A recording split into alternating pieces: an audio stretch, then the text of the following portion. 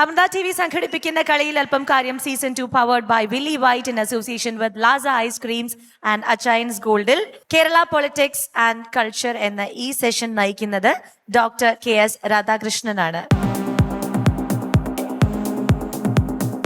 പ്രശസ്ത പണ്ഡിതനും തത്വചിന്തകനും എഴുത്തുകാരനും വിദ്യാഭ്യാസ വിചക്ഷണനുമായ ഡോക്ടർ KS രാധാകൃഷ്ണൻ എറണാകുളം മഹാരാജാസ് കോളേജിൽ നിന്നും തത്വശാസ്ത്രത്തിൽ MA ബിരുദവും കാലിക്കറ്റ് സർവകലാശാലയിൽ നിന്നും അദ്വൈത വേദാന്തത്തിൽ PhD നേടുകയുണ്ടായി.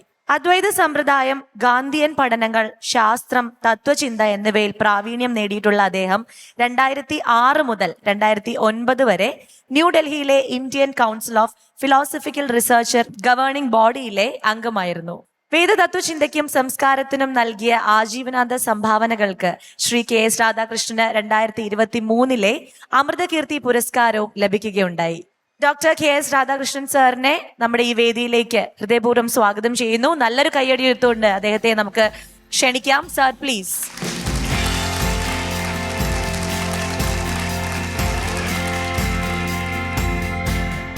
അദ്ദേഹത്തിന് സ്നേഹോപഹാരം നൽകുന്നതിനായി assistant manager of sales Shri Jayakrishnan സാറിനെ ക്ഷണിക്കുന്നു.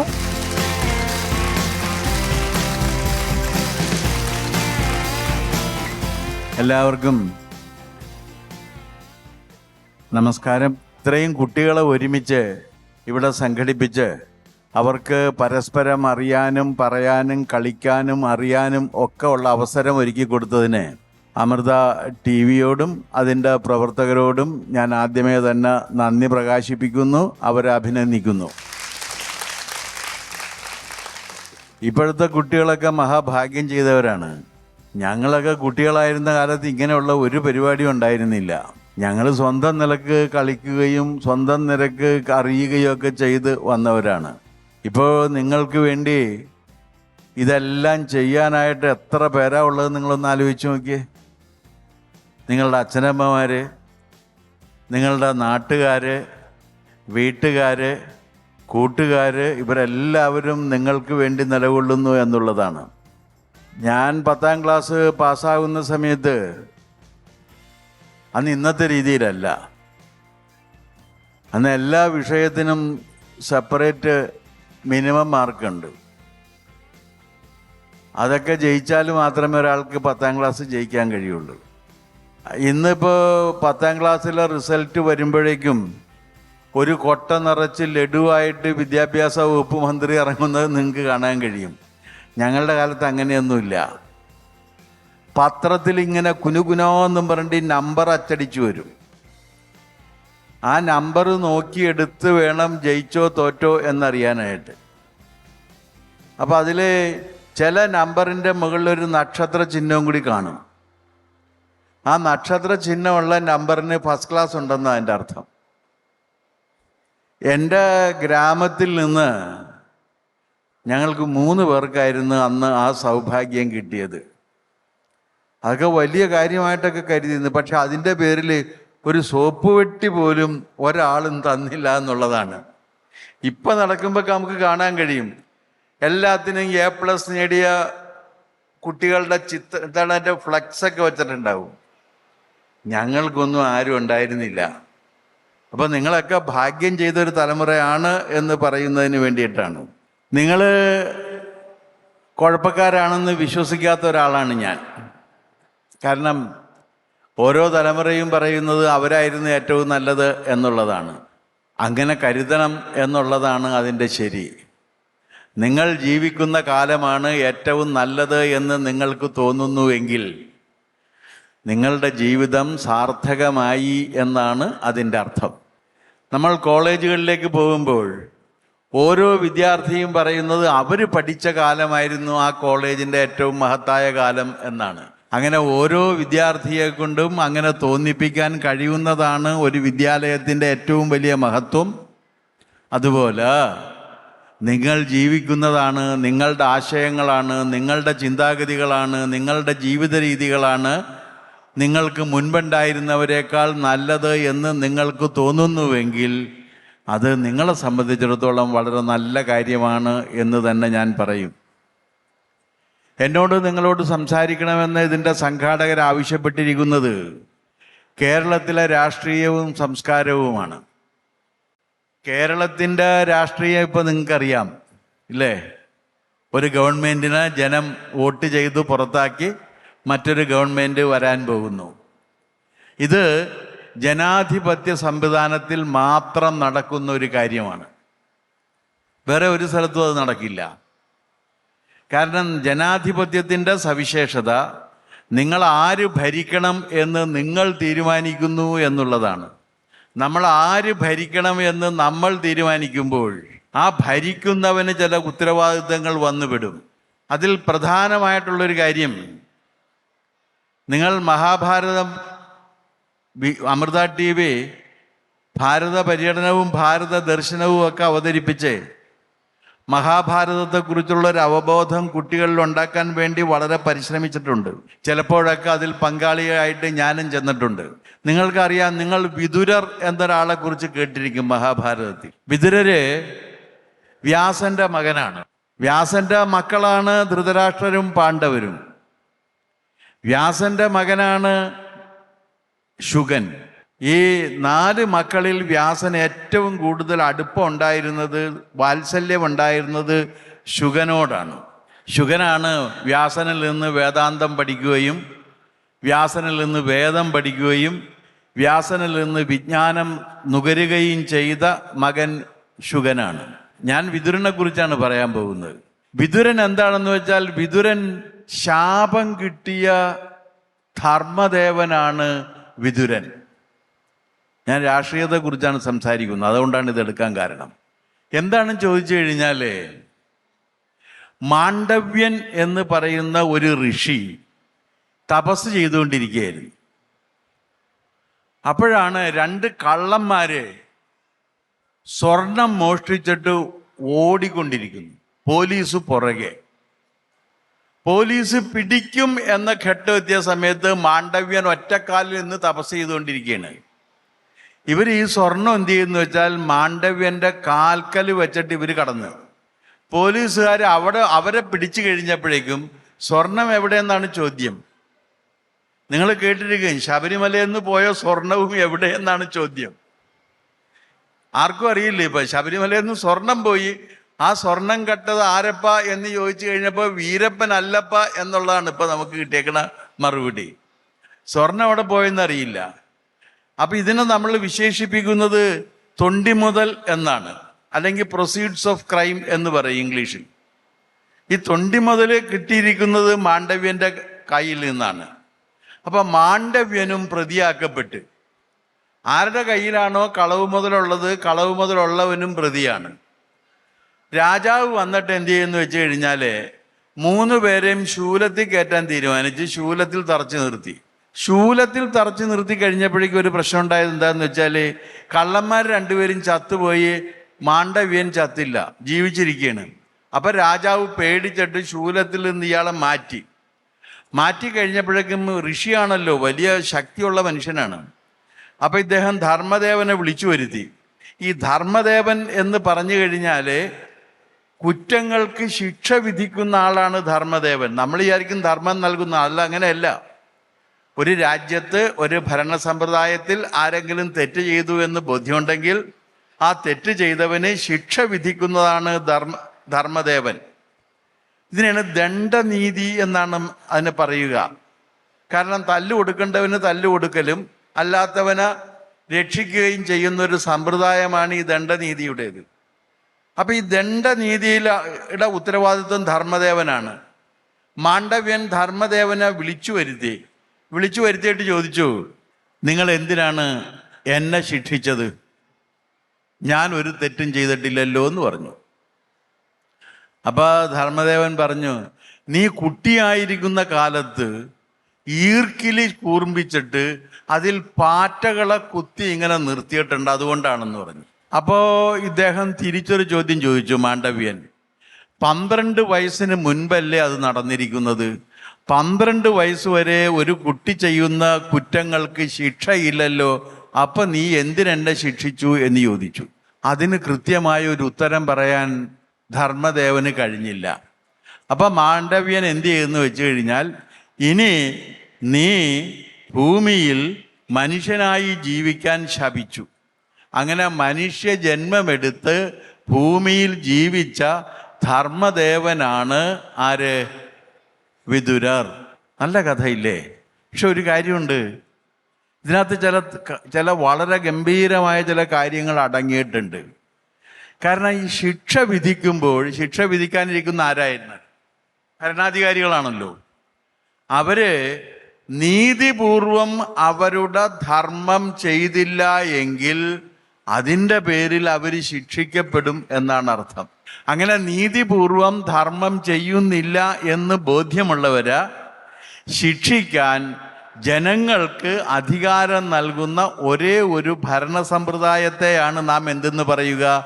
ജനാധിപത്യം എന്ന് പറയുക. അങ്ങനെ ഒരേ ഒരു ഭരണ സമ്പ്രദായം ഈ ലോകത്തുള്ളൂ, അതാണ് ജനാധിപത്യം. ആ ജനാധിപത്യ സംവിധാനത്തിൽ നമ്മൾ വോട്ട് ചെയ്തു, ചൂണ്ടുവിരലിൽ മഷി പതച്ച് വോട്ട് ചെയ്ത് നമ്മളൊരു ഗവൺമെന്റിനെ മാറ്റി വേറൊരു ഗവൺമെന്റിനെ കൊണ്ടുവരും. ഇങ്ങനെ ഗവൺമെന്റിനെ മാറ്റാനും കൊണ്ടുവരാനും ജനാധിപത്യ സംവിധാനത്തിൽ ജനങ്ങൾക്ക് അധികാരമുണ്ട്, അവകാശമുണ്ട്. മറ്റ് രാജാധികാരത്തിൽ അതില്ല. രാജാവ് പറയുന്ന അത്രയും കാലം ഇരിക്കേണ്ടി വരും. രാജാവ് മണ്ടനാണെങ്കിലും ശരിയാണ്, രാജാവ് അവിടെ തന്നെ ഇരിക്കും. അപ്പം അതുകൊണ്ട് കുടുംബാധിപത്യം ഇല്ലാത്ത വിധത്തിലുള്ള ഒരു ഭരണ സമ്പ്രദായം ആകെ ഉള്ളത് ജനാധിപത്യ ഭരണ സമ്പ്രദായത്തിലാണ്. ആ ജനാധിപത്യ ഭരണ സമ്പ്രദായമാണ് നമ്മുടെ രാഷ്ട്രീയത്തെ നിയന്ത്രിച്ചുകൊണ്ടിരിക്കുന്നത്. ഇതാണ് എനിക്ക് ആദ്യം സൂചിപ്പിക്കാനുള്ള കാര്യം. രണ്ടാമത് നമ്മുടെ സംസ്കാരമാണ്. നമ്മുടെ സംസ്കാരം എന്ന് പറഞ്ഞാൽ നമ്മൾ മലയാളികളുടെ സംസ്കാരമാണ്. അപ്പം ഞാൻ പറഞ്ഞു വരുന്നത് എന്താണെന്ന് വെച്ചാൽ, നമ്മുടെ ജീവിത രീതി നിയന്ത്രിക്കുന്നത് നമ്മുടെ രാഷ്ട്രമാണ്. ആ രാഷ്ട്ര സംവിധാനം ജനാധിപത്യമാണ്. ആ ജനാധിപത്യത്തിൽ നമ്മൾ ഈ ചൂണ്ടുവിരലിൽ കുത്തുന്ന മഷിയാണ് ആര് ഇരിക്കണം ആര് പോകണം എന്ന് തീരുമാനിച്ചത്. ഏത് പ്രഗത്ഭരായ ഭരണാധികാരിയെയും ജനം പുറത്താക്കിയിട്ടുണ്ട്. 15 കൊല്ലമായി മതിച്ചു നിന്നിരുന്ന മമതയെ ബംഗാളികൾ പുറത്താക്കി. ഒന്ന് ആലോചിച്ച് നോക്ക്. ജനാധിപത്യം പോലെ വിസ്മയം തരുന്നൊരു കാര്യമുണ്ടാ?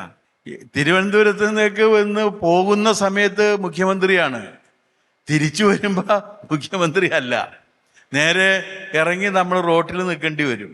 അപ്പം ഞാൻ സൂചിപ്പിക്കുന്നത് എന്താണെന്ന് വെച്ചാൽ, ആ ഒരു ജീവിത രീതിക്ക് അനുസൃതമായി വരുന്ന നമ്മുടെ ഒരു സംസ്കാരമുണ്ട്. എന്താണ് ആ സംസ്കാരം? ആ സംസ്കാരം എന്ന് പറഞ്ഞാൽ സംവാദമാണ് നമ്മുടെ ജീവിതത്തിൻ്റെ രീതി. എന്താ സംവാദം എന്ന് പറഞ്ഞാൽ? ഡിബേറ്റും ഉണ്ട്, ഡയലോഗും ഉണ്ട്. ഇപ്പം നമ്മൾ കാണുന്നത്, ഇപ്പോൾ ടി വിയിൽ അമൃതയിലായാലും ഡിബേറ്റാണ് കാണുന്നത്. എന്താണ് ഡിബേറ്റും ഡയലോഗും തമ്മിലുള്ള വ്യത്യാസം? ഡിബേറ്റ് എന്ന് പറഞ്ഞാൽ വാദിച്ച് ജയിക്കലാണ്. സംവാദം എന്ന് പറഞ്ഞാൽ അറിയലും അറിയിക്കലുമാണ്. എന്താണ് debate? Means to argue and win, and you have to defeat the enemy in a debate. But you are a patient hearer when somebody tells you something. സംവാദത്തിൽ നിങ്ങൾ പറയുകയും അയാൾ കേൾക്കുകയും അയാൾ പറയുകയും നിങ്ങൾ കേൾക്കുകയും ചെയ്യുന്നു. ഇതാണ് സംവാദം. നമ്മുടെ സംസ്കാരം സംവാദത്തിൻ്റെതാണ്, ഡിബേറ്റിൻ്റെതല്ല. ഇത് അടിസ്ഥാനപരമായ വ്യത്യാസമാണ്. നമ്മുടെ സംസ്കാരം എന്ന് പറഞ്ഞാൽ ഭാരതത്തിൻ്റെ സംസ്കാരം. ഭാരതത്തിൻ്റെ സംസ്കാരം എന്ന് പറഞ്ഞാൽ അത് സംവാദത്തിൻ്റെതാണ്, ഡിബേറ്റിൻ്റെതല്ല. ഡയലോഗാണ് നമ്മൾ. ലോകത്ത് ഡയലോജിക്കൽ ഫോം ഓഫ് കമ്മ്യൂണിക്കേഷൻ അത് കണ്ടുപിടിക്കുകയും അത് സ്ഥാപിക്കുകയും ചെയ്ത രാജ്യം ഭാരതമാണ്. എന്താണ് സംവാദാത്മകമായി നിലനിൽക്കേണ്ടത്? ജനാധിപത്യം സംവാദമാണ്, ഡിബേറ്റ് അല്ല. നമ്മുടെ നാട്ടിൽ പലരും തെറ്റിദ്ധരിച്ചിരിക്കുന്നത് ഡിബേറ്റാണ് ജനാധിപത്യം. ഡിബേറ്റേ അല്ല, സംവാദമാണ്, അറിയലും അറിയിക്കലുമാണ്. അതുകൊണ്ടാണ് ഭരണകക്ഷിയോടൊപ്പം പ്രതിപക്ഷത്തിനും സ്ഥാനമുള്ളത്. മുഖ്യമന്ത്രി ഒരു കാര്യം പറഞ്ഞുകൊണ്ടിരിക്കുമ്പോൾ പ്രതിപക്ഷ നേതാവ് എഴുന്നേറ്റ് കഴിഞ്ഞാൽ പ്രതിപക്ഷ നേതാവിന് പറയാനുള്ള അവസരം സ്പീക്കർ കൊടുക്കുന്നത് ഈ തത്വത്തിൻ്റെ അടിസ്ഥാനത്തിലാണ്. അപ്പം മുഖ്യമന്ത്രി ഇരിക്കും. മുഖ്യമന്ത്രി ഇരുന്നിട്ട് പ്രതിപക്ഷ നേതാവ് പറയുന്നത് കേൾക്കും. ഈ തത്വം അറിയാവുന്നത് കൊണ്ടാണ് ലോക മത സമ്മേളനം ആലുവയിൽ ആദ്യമായി ശ്രീനാരായണ ഗുരുദേവൻ വിളിച്ചു കൂട്ടിയപ്പോൾ അവിടെ ഒരു ബോർഡ് എഴുതി വെച്ചു, വാദിക്കാനും ജയിക്കാനുമല്ല, അറിയാനും അറിയിക്കാനും. അങ്ങനെ അറിയലും അറിയിക്കലും ചെയ്യുന്ന ഒരു സംസ്കാരം രാമായണത്തിലാണ് ആദ്യമായിട്ട് ജനാധിപത്യ സംവിധാനത്തിലുള്ള സംവാദത്തിൻ്റെ പ്രാധാന്യത്തെക്കുറിച്ച് പറഞ്ഞിരിക്കുന്നത്. അതെന്താണെന്ന് വെച്ചാൽ വിയോജിക്കാൻ നമുക്ക് അവകാശം നൽകുന്നതാണ് സംവാദം. ഡിബേറ്റിൽ വിയോജിക്കാൻ അവകാശമില്ല. സംവാദം എന്ന് പറഞ്ഞു കഴിഞ്ഞാൽ നമ്മളോട് വിയോജിക്കുന്നവരൻ പറയുന്നത് എന്ത് എന്ന് കേൾക്കണം. രാമൻ അയോധ്യ വിട്ട് കാട്ടിൽ പോയി. അപ്പൊ രാമനെ തിരിച്ച് വിളിച്ചു കൊണ്ടുവന്ന് പഞ്ചവടിയിൽ എത്തിയൊക്കെയാണ്. തിരിച്ച് വിളിച്ചു കൊണ്ടുവന്ന് രാജ്യം ഏൽപ്പിക്കുന്നതിന് വേണ്ടി ഭരതന്റെ നേതൃത്വത്തിൽ അയോധ്യ നിവാസികളെല്ലാം അവിടെ ചെന്നു. അപ്പൊ ഭരതനോട് രാജ്യത്തിന്റെ സവിശേഷതകളൊക്കെ ചോദിക്കുന്ന കൂട്ടത്തിൽ ചോദിക്കുന്നൊരു കാര്യം, മാനിക്കുന്നില്ലയോ ഉണ്ണി നീ ചാർവാക വിപ്രരെ, ചാർവാകന്മാരെ നീ മാനിക്കുന്നില്ലേ എന്നാണ് ചോദ്യം. ആരാണ് അവര്? ചൊല്ലഴും നീതിശാസ്ത്രങ്ങൾ ഉണ്ടായിട്ട് അതിനെ ധിക്കരിക്കുന്ന ദുഷ്ടപണ്ഡിതർ. പക്ഷേ രാജാവിന് അവരെ ആദരിക്കാനുള്ള ബാധ്യത കൂടിയുണ്ട്. ഇതാണ് സംസ്കാരത്തിൻ്റെ അടിത്തറ. നമ്മളോട് വിയോജിക്കുന്നവനോട് സംവദിക്കാനും ആ വിയോജിപ്പ് അവന് പ്രകടിപ്പിക്കാനുള്ള അവസരം ഒരുക്കി കൊടുക്കുന്നതുമാണ് എന്ത്? സംസ്കാരം. ഇന്നിപ്പോൾ ഞാൻ ഇങ്ങോട്ട് വരുന്ന വഴിക്ക് എന്നെ ഒരു കവി വിളിച്ചിട്ട് പറഞ്ഞ്, എടാ നീ, കവി വളരെ പ്രസിദ്ധനാണ്, ബാലേന്ദ്രൻ ചുള്ളിക്കാടെന്ന് പറഞ്ഞ, അവൻ വിളിച്ചിട്ട് പറഞ്ഞു, എടാ നീ ഒരു വാർത്ത കേട്ടോ? ഇല്ല. ഞാൻ പറഞ്ഞു, ഞാൻ അല്പം മയക്കത്തിലായിരുന്നു, യാത്രയിൽ ശ്രദ്ധിച്ചില്ല. അപ്പോൾ പറഞ്ഞു, അങ്ങനെയല്ല, മമതാ ബാനർജി പറയണത് ഞാൻ രാജിവെക്കില്ലെന്നാണെന്ന്. ജനം പുറത്താക്കി കഴിഞ്ഞാലും പുറത്താ പോകില്ല എന്ന് പറഞ്ഞ് ശഠിക്കുന്ന ഒരു ഭരണാധികാരികൾ വരുന്നത് എന്തൊരു അപകടകരമാണെന്ന് ആലോചിച്ച് നോക്ക്. നമുക്ക് വിയോജിക്കാനുള്ള മനുഷ്യാവകാശം സംരക്ഷിക്കപ്പെടുന്നതാണ് സംസ്കാരത്തിൻ്റെ ഏറ്റവും വലിയ അടിത്തറ. അതുകൊണ്ടാണ് രാജാവ് നഗ്നനാണ് എന്ന് വിളിച്ചു പറയാൻ നമുക്ക് അവകാശമുണ്ട് എന്ന് പറയുന്നതാണ് സംസ്കാരം. ആരാണ് നിൽക്കുന്നതെന്നുണ്ടെങ്കിൽ അയാളോട് നിങ്ങൾ പറയുന്നത് അല്ല ശരി, എൻ്റെ അനുഭവം വ്യത്യസ്തമാണ് എന്ന് പറയാനുള്ള അവകാശം. ആ അവകാശം സംരക്ഷിക്കപ്പെടുന്നതിനെയാണ് സംസ്കാരം എന്ന് പറയുന്നത്.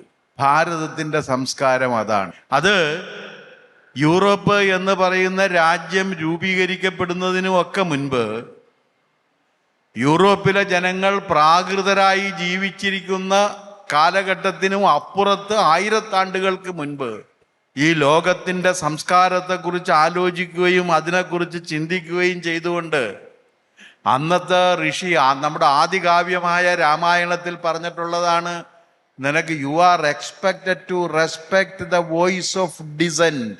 നിങ്ങളോട് എതിർക്കുന്നവൻ്റെ ശബ്ദം, നിങ്ങളോട് വിയോജിക്കുന്നവൻ്റെ ശബ്ദം നിങ്ങൾക്ക് കേൾക്കാനുള്ള ബാധ്യതയുണ്ട് എന്ന് പറയുന്നതാണ് സംസ്കാരം.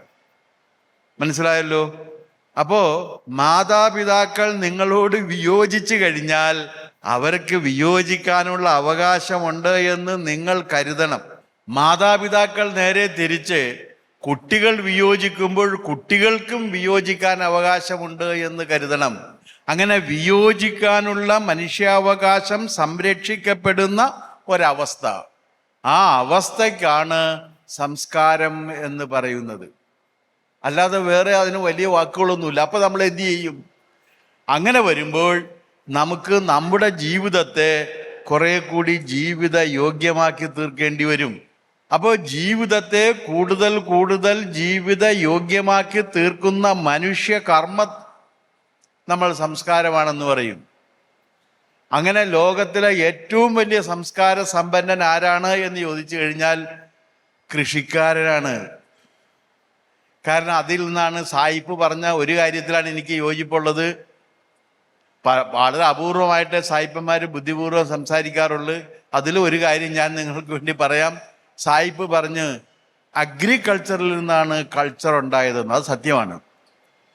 കാരണം എല്ലാ കൃഷിക്കാരും ആഹാരം ഉൽപ്പാദിപ്പിച്ചില്ല എന്നുണ്ടെങ്കിൽ ഇവിടെ ഈ ക്യാമ്പ് നടക്കില്ല, ഞാൻ നിങ്ങളുടെ മുന്നിൽ നിൽക്കില്ല. ഏത് കൃഷിക്കാരനും ആഹാരം ഉൽപ്പാദിപ്പിക്കുന്നത് അവന് വേണ്ടി മാത്രമല്ല, പ്രപഞ്ചത്തിലെ എല്ലാവർക്കും വേണ്ടിയാണ്. വയലിൽ കൃഷി വിത്ത് വിതച്ച് ആ വിത്ത് വളർന്നു നിൽക്കുന്ന സമയത്ത് കിളികളൊക്കെ വന്നത് തിന്നാറുണ്ട്. ഒരു കൃഷിക്കാരനും കിളികളെ കെണി വെച്ച് പിടിച്ച് കൊല്ലാൻ തീരുമാനിക്കില്ല. അപ്പോ കൃഷിക്കാരാണ് നമ്മുടെ സംസ്കാരത്തിന്റെ അടിത്തറയിട്ടവര്. എന്താ കാരണം? അവർക്ക് വേണ്ടിയല്ലാതെ നമ്മുടെ ജീവിതത്തെ ജീവിത യോഗ്യമാക്കി തീർക്കുന്നതിന് വേണ്ടി അവർ പണിയെടുക്കുന്നു എന്നതാണ് അതിൻ്റെ സവിശേഷത. അപ്പൊ സംസ്കാരത്തിൻ്റെ മറ്റൊരർത്ഥം എന്താണെന്ന് ചോദിച്ചാൽ, നമ്മുടെ ജീവിതത്തെ കൂടുതൽ ജീവിത യോഗ്യമാക്കി തീർക്കുന്ന മനുഷ്യ കർമ്മത്തെ നാം സംസ്കാരം എന്ന് വിശേഷിപ്പിക്കും. നമുക്ക് വേണ്ടി ക്ലീൻ ചെയ്യുന്നവൻ സംസ്കാരമാണ്. പക്ഷെ നമ്മൾ ധരിച്ചിരിക്കുന്നത് പാട്ട് പാടുക, ആട്ടമാടുക, എഴുതുക, പ്രസംഗിക്കുക, ഇതൊക്കെയാണ് സംസ്കാരം എന്നാണ്. ഇതൊന്നും സംസ്കാരമായിട്ട് മനുഷ്യരാരും കൂട്ടിയിട്ടില്ല. ഇപ്പൊ ചാനലിലുള്ളവരോട് ചോദിച്ചപ്പോൾ അതാണ് സംസ്കാരം എന്ന് പറയും. ഞാനത് പറയില്ല. എന്താ കാര്യമെന്നറിയാമോ?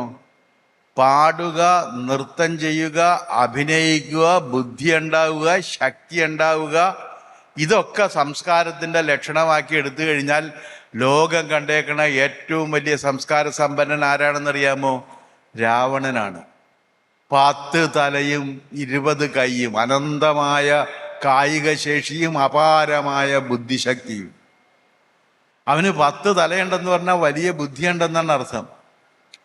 ഞാൻ ഈ ആദ്യം ബാലെ കാണാൻ വേണ്ടി പോയപ്പോൾ ഈ രാവണൻ ഇങ്ങനെ വന്ന് 10 തല വെച്ച് നിൽക്കുമ്പോൾ എനിക്കുണ്ടായ ഏറ്റവും വലിയ സംശയം ഇതിൻ്റെ ബാലൻസിങ് എങ്ങനെ ശരിയാക്കുമെന്നുള്ളതാണ്.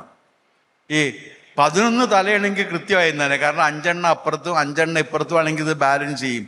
ഇതിപ്പോൾ എങ്ങനെ ബാലൻസിങ് ശരിയാകും എന്നുള്ള സംശയം സഹിക്ക വയ്യാതാ.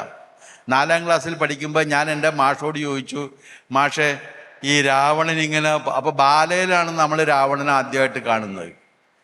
അപ്പോൾ പറഞ്ഞു, മാഷെ ഈ രാവണൻ ഇങ്ങനെ നിൽക്കുമ്പോൾ ആ തല എങ്ങനെ ബാലൻസ് ചെയ്യുമെന്ന് ചോദിച്ചപ്പോൾ മാഷ് പറഞ്ഞു, ഇനി മേലിൽ നീ ഇത്തരം കാര്യങ്ങൾ ചോദിക്കരുതെന്ന് പറഞ്ഞു. അപ്പോൾ ബാലൻസിങ് ഇല്ലാതെ നമുക്ക് തോന്നും. പക്ഷെ അതല്ല, 10 തലയും 20 കയ്യ് എന്ന് പറഞ്ഞു കഴിഞ്ഞാൽ അപാരമായ ബുദ്ധിശക്തിയും അതിനേക്കാൾ വലിയ കായിക ശേഷിയുമുണ്ട്. രാവണൻ വലിയ സംഗീതജ്ഞനായിരുന്നു.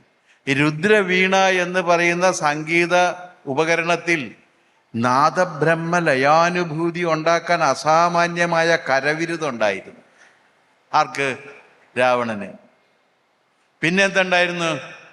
പിന്നെ വലിയ നർത്തകനായിരുന്നു. ഹനുമാൻ ലങ്കയിൽ ചെന്നിങ്ങനെ ചുറ്റി നടന്ന് നോക്കുന്ന സമയത്ത് രാത്രി അവിടുത്തെ നൃത്തശാലയിൽ അപ്സരസുകളെക്കാൾ സുന്ദരികളായ നർത്തകിമാർക്കൊപ്പം നൃത്തം ചെയ്ത് തളർന്ന് കിടന്ന് ഉറങ്ങുന്ന രാവണന്റെ ഒരു രംഗം ചിത്രീകരിച്ചിട്ടുണ്ട്. കവിയായിരുന്നു രാവണൻ. പക്ഷെ നമ്മൾ ആരെങ്കിലും രാവണനെ സംസ്കാര സമ്പന്നൻ എന്ന് പറയുന്നുണ്ടോ? എന്താ പറയാത്തതിൻ്റെ കാരണം? ഇതൊക്കെ ഉണ്ടെങ്കിലും അതെല്ലാം നിങ്ങളുടെ ജീവിതത്തെ കൂടുതൽ ജീവിത യോഗ്യമാക്കി തീർക്കുന്നതിന് വേണ്ടി വിനിയോഗിച്ചാൽ അത് സംസ്കാരമാകും. വാക്കുകൾ കൂടുതൽ ജീവിതത്തിന് പ്രത്യാശ നൽകുന്ന വിധത്തിൽ ഉപയോഗിച്ചാൽ അത് സംസ്കാരമാണ്. അത് പാട്ടായാലും നൃത്തമായാലും. അല്ലാതെ രാക്ഷസി മാപ്പ് തരാം രാക്ഷസി എന്ന് പറഞ്ഞു കഴിഞ്ഞാൽ ഒന്നും ആലോചിച്ച് നോക്ക്, മനുഷ്യരുടെ ഒരു ധിക്കാരത്തിന് വല്ലതുകൊണ്ടാ. അങ്ങനെ ഏതെങ്കിലും ഒരു കാമുകിയെ നോക്കിയിട്ട് രാക്ഷസി എന്ന് വിളിച്ചു കഴിഞ്ഞാൽ പല്ലുണ്ടാവില്ല, അവളെ അപ്പടിക്കൂലേ? മാപ്പ് തരാം രാക്ഷസി എന്ന് പറഞ്ഞു കഴിഞ്ഞാൽ. പക്ഷേ മാപ്പ് തരാം രാക്ഷസി എന്ന് എഴുതി കഴിഞ്ഞെന്ന് പറഞ്ഞു കഴിഞ്ഞാൽ അത് സംസ്കാരമാകുമെന്ന് നമ്മൾ കരുതിയാണ്. അതല്ല സംസ്കാരം. വാക്കുകൾ സംസ്കാരമായി മാറുന്നത് വാക്കുകൾ നിങ്ങൾക്ക് രക്ഷാകവചമായിട്ട് മാറണം. അതാണ് അവധു വക്താരം എന്ന് പറയുന്നത്. വാക്ക് വക്താവിനെ രക്ഷിക്കുന്നതാകണം. വാക്ക് വക്താവിനെ രക്ഷിക്കുന്ന വിധത്തിലാകുമ്പോഴാണ് അതിനെ നമുക്ക് ജീവിതത്തിൽ അത് സംസ്കാരത്തിൻ്റെ രൂപം കൊള്ളുന്നത്. അത് കവിതയായാലും പ്രസംഗമായാലും എഴുത്തായാലും നോവലായാലും കഥയായാലും എന്തായാലും നിങ്ങൾ ഉപയോഗിക്കുന്ന വാക്കുകൾ വക്താവിൻ്റെ രക്ഷാകവചമായിട്ട് മാറുമ്പോൾ അത് സംസ്കാരമാകും. അല്ലാതെ ഒരാൾ കവി ആയതുകൊണ്ട് അയാൾ സംസ്കാര സമ്പന്നനാകണമെന്നില്ല. ഒരാൾ നർത്തകനായതുകൊണ്ട് അയാൾ സംസ്കാര സമ്പന്നനാകണമെന്നില്ല.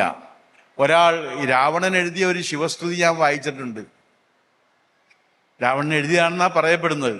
എന്തായാലും രാവണൻ അല്ലെങ്കിലും രാവണനെ പോലെയുള്ള ഒരാൾ എഴുതിയതായിരിക്കും എന്ന കാര്യത്തിൽ എനിക്കൊരു സംശയമില്ലാത്ത ശിവസ്തുതി. അപ്പം അത് സംസ്കാരത്തിൻ്റെ ലക്ഷണമല്ല. സംസ്കാരം വാക്കുപയോഗിക്കുമ്പോൾ വാക്ക് വക്താവിനെ രക്ഷിക്കണം, നമ്മുടെ കൂടെ ഇരിക്കുന്നവരെ മുഴുവൻ രക്ഷിക്കണം.